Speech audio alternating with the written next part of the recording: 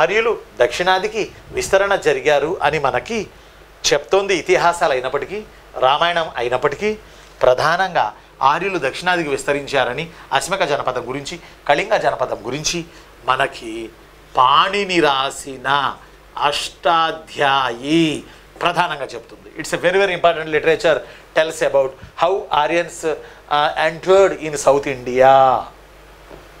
How Aryans entered in south India.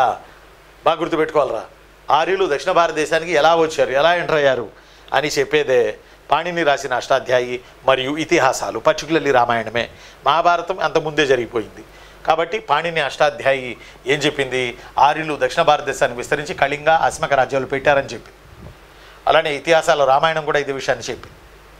అలానే శతపథ బ్రాహ్మణం 6 జతలు, 8 జతలు, 12 జతలు, 24 జతల ఎద్దులను కట్టి, నాగటి ఇనప నాగళ్లను కట్టి గంగా మైదానాన్ని దున్ని, ఎగో గంగా మైదానంలో వ్యవసాయం ప్రధానమైన వృత్తిగా ఆర్యులు స్థిరపడ్డారు లేటర్ వేదిక్ పీరియడ్లో, స్టార్టింగ్లోనే అని చెప్పింది శతపథ బ్రాహ్మణం.